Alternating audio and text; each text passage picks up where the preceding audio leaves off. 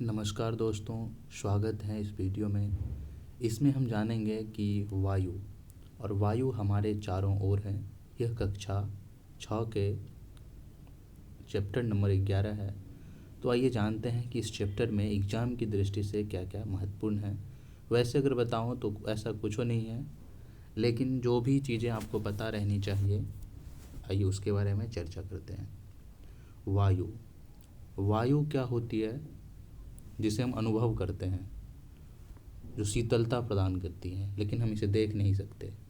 अगर तूफान आ रहा है तो हम कह सकते हैं ये वायु है।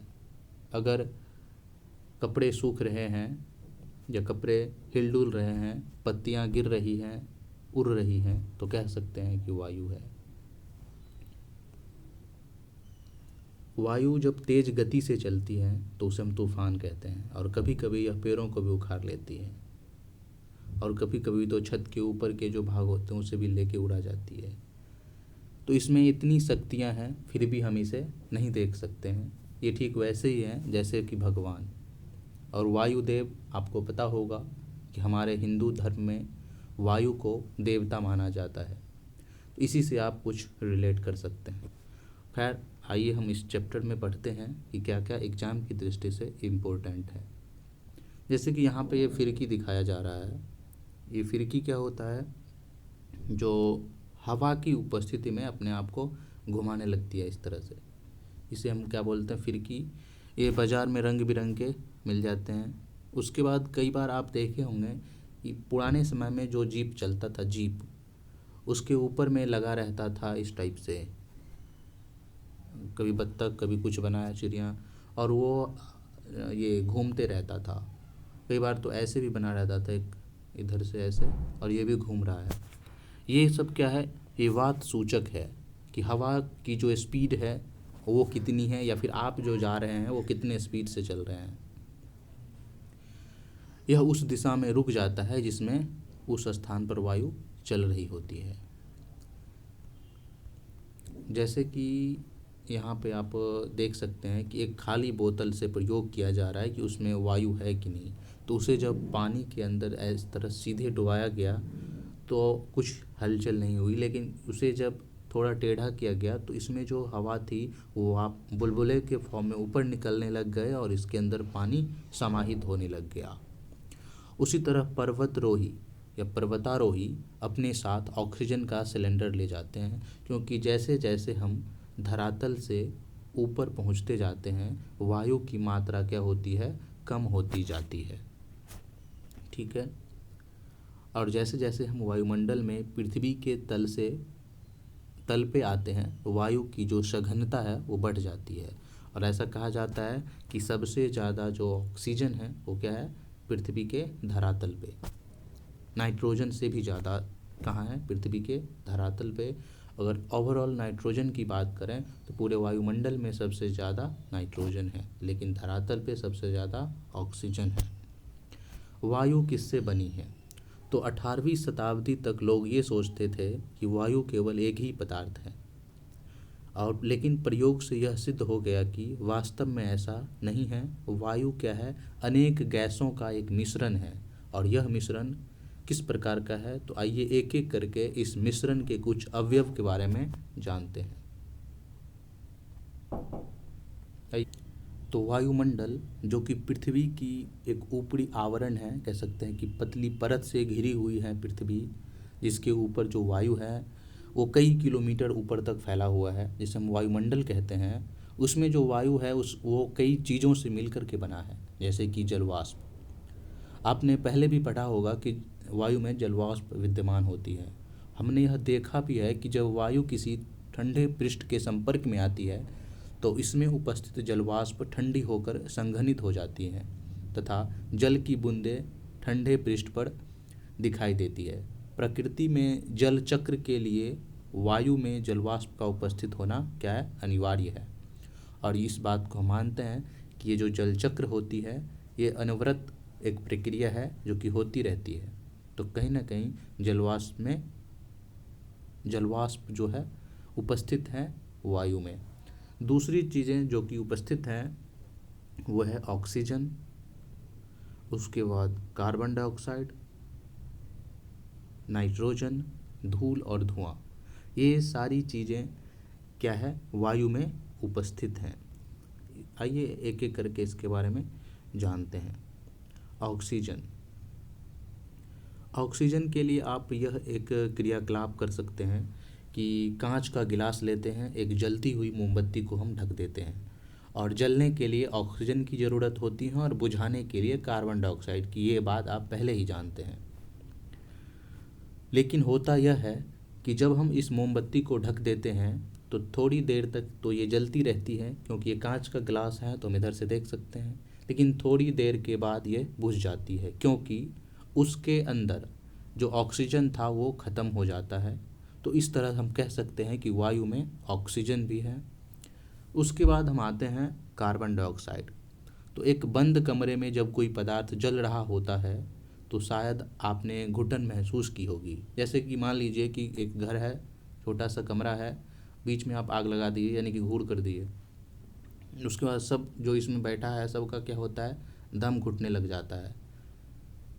तो यह घुटन जो है कमरे में कार्बन डाइऑक्साइड की अधिकता के कारण होता है, जो कि लगातार किसी वस्तु के जलने के कारण बनती है। और हमारे चारों ओर की वायु का एक छोटा अवयव क्या है, कार्बन डाइऑक्साइड होता है।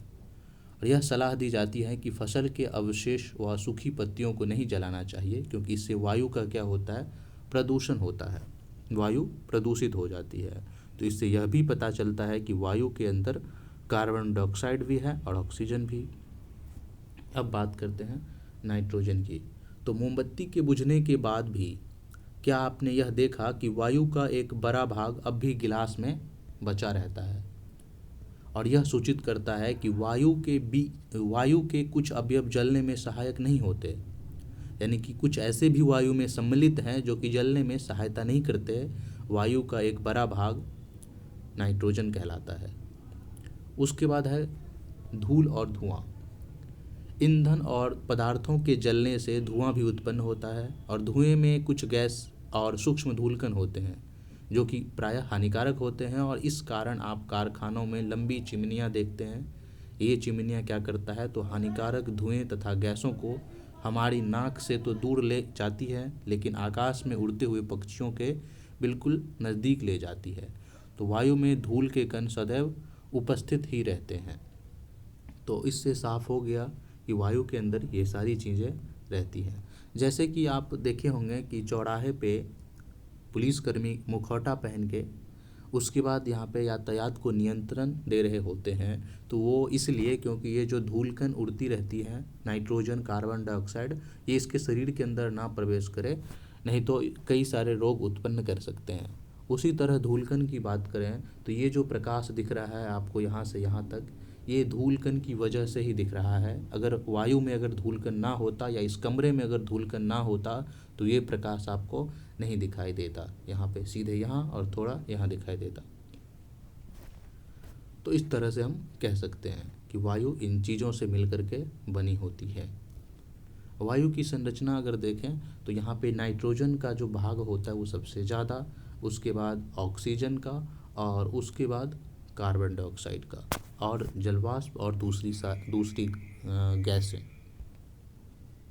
यानी कि अगर कहें हम तो ये दोनों गैस नाइट्रोजन और ऑक्सीजन जो है ये 99% भाग रहती है, और शेष 1% में कार्बन डाइऑक्साइड, जलवाष्प और अन्य गैसें शामिल रहती हैं।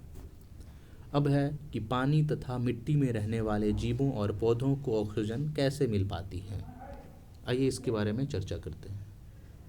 ये होंगे कि जब हम पानी को गर्म करते हैं तो उसके पेंदी में ये बुलबुले छोटे छोटे निकल आते हैं।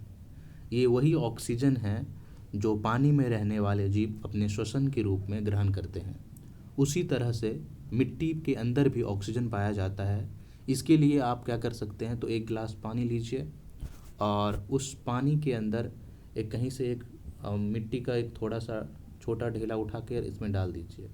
उसके बाद आप देखेंगे कि 2-3 बुलबुले बाहर निकल रहे होते हैं फटाक से। तो ये जो बुलबुले निकल रहे होते हैं इसे हम ऑक्सीजन कहते हैं, जो कि मिट्टी के अंदर रहने वाले जीव इसे ग्रहण करते हैं। तो यहाँ तक आपको समझ में आ गया होगा। जैसे कि आप इस तरह से कर सकते हैं, या तो पहले मिट्टी पहले ही डाल के रख दीजिए, उसके बाद ऊपर से पानी डालिए। मंडल में ऑक्सीजन कैसे प्रतिस्थापित होता है, यानी कि दोबारा से कैसे स्थापित होता है। तो आपने पढ़ा होगा प्रकाश संश्लेषण के बारे में, जिसमें कि पौधे अपना भोजन बनाती हैं सूर्य से रोशनी लेकर के, मिट्टी से पानी लेकर के, और ऑक्सीजन उत्पन्न करती है। लेकिन पौधा श्वसन में ऑक्सीजन का उपयोग भी करती है, लेकिन ऑक्सीजन का जो उत्पादन करती है वो कई ज़्यादा मात्रा में करती है, कई गुने ज़्यादा मात्रा में। इसीलिए हम कहते हैं कि पौधा जो है ऑक्सीजन का उत्पादन करती है, यानी कि उत्पन्न करती है। इसीलिए हम ऐसी बातें करते हैं। यह वास्तविकता है कि जंतु पौधों के बिना जीवित नहीं रह सकता। पौधों एवं जंतुओं के द्वारा श्वसन पौधों के द्वारा प्रकाश संश्लेषण से बना रहता है। इससे यह स्पष्ट होता है कि पौधे तथा जंतु एक दूसरे पर निर्भर हैं। अब हम यह अनुभव कर सकते हैं कि पृथ्वी पर जीवन के लिए वायु अत्यंत महत्वपूर्ण है, क्योंकि अगर वायु ना रहे तो मिट्टी के अंदर जो जीव हैं वो भी मर जाएंगे, और पानी के अंदर हैं वो भी, और जो स्थल पे है वो भी। क्या वायु के कुछ अन्य उपयोग भी हैं? क्या आपने पवन चक्की के बारे में सुना है? तो बिल्कुल सुना है जी। आइए इनके फायदे के बारे में जानते हैं। जैसे कि क्या होता है कि वायु पवन चक्की को घुमाती है, और जब पवन चक्की ऊपर घूम रहा होता है तो नीचे कई सारी चीज़ें हम कर सकते हैं, जैसे कि हम उससे विद्युत भी उत्पन्न कर सकते हैं। इस तरह से जो है वायु हमारे लिए उपयोगी है, और वायु नावों को खेने में, गाइडर, पैराशूट, हवाई जहाज़ को चलाने में भी सहायता करता है। अगर पक्षी, चमगादड़, कीड़े वायु में अगर उड़ रहे हैं तो वायु की उपस्थिति के कारण ही उड़ रहे हैं। अगर वायु ना होता वो ना उड़ पाएंगे। वायु बहुत से पौधों के बीज और फूलों के परागकण को इधर से उधर फैलाने में भी सहायक होते हैं। कई सारे पौधे ऐसे भी होते हैं अगर वायु ना रहे तो उसका प्रजनन रुक जाएगा, उसकी जो नस्ल है वो ख़त्म हो जाएगी। तो जल चक्र में वायु एक महत्वपूर्ण भूमिका निभाता है। तो ये सारी चीज़ें थी वायु के बारे में। अब हम बात करते हैं समरी में। तो वायु क्या है कि प्रत्येक स्थान पर मिलती है। हम वायु को देख नहीं सकते परंतु इसे अनुभव कर सकते हैं। गतिशील वायु को हम पवन कहते हैं। वायु जगह घेरती है। जल तथा मिट्टी में वायु उपस्थित होती है। वायु नाइट्रोजन, ऑक्सीजन, कार्बन डाइऑक्साइड, जलवाष्प तथा कुछ अन्य गैसों का मिश्रण है। इसमें कुछ धूल कण भी सम्मिलित होते हैं। ऑक्सीजन जलन में सहायक तथा श्वसन के लिए आवश्यक है, और वायु की वह परत जो पौधों पृथ्वी को घेरे हुए हैं उसे हम वायुमंडल कहते हैं। पृथ्वी पर जल के कुछ पृथ्वी पर जो जीवन है उसके लिए वायुमंडल आवश्यक है। अगर वायुमंडल ना हो तो आप देख सकते हैं कि कहाँ कहाँ कौन कौन से चीज़ें नष्ट हो सकते हैं पृथ्वी पे। जलीय प्राणी श्वसन के लिए जल में घुली ऑक्सीजन का उपयोग करते हैं, और वायु से ऑक्सीजन तथा कार्बन डाइऑक्साइड के आदान प्रदान के लिए पौधे तथा जंतु एक दूसरे पर निर्भर हैं। तो आशा है कि यहाँ तक आपको समझ में आ गया होगा। यहाँ तक बने रहने के लिए बहुत बहुत धन्यवाद।